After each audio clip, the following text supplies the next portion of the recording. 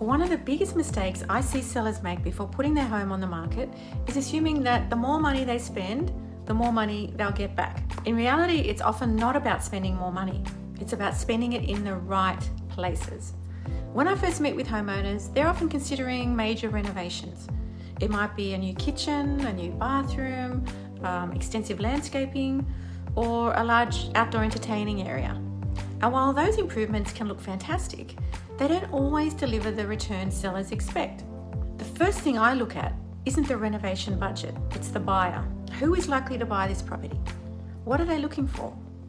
And what changes will help the home appeal to that particular market?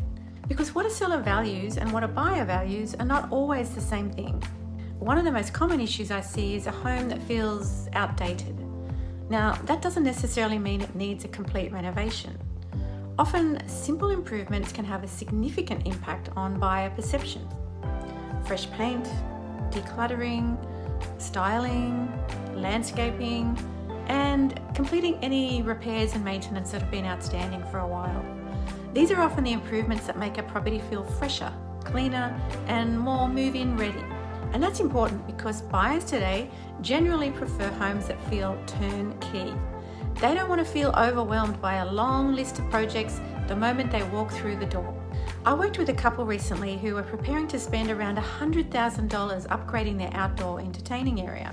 They believed these improvements would significantly increase the value of their home. After reviewing the property, I suggested a different approach. Rather than focusing all of the budget on the outdoor area, I recommended a much smaller spend reconfiguring part of the upstairs layout to create an additional bedroom while scaling back some of the planned external works. The total spend was almost half what was originally planned. The property sold well above the original valuation, and the owners avoided spending tens of thousands of dollars on improvements that were unlikely to deliver the same return.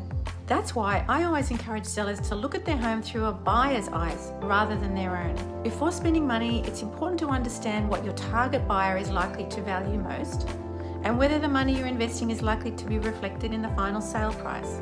Because the goal isn't to create your dream home. The goal is to create the best possible version of your property for the next buyer without overcapitalising.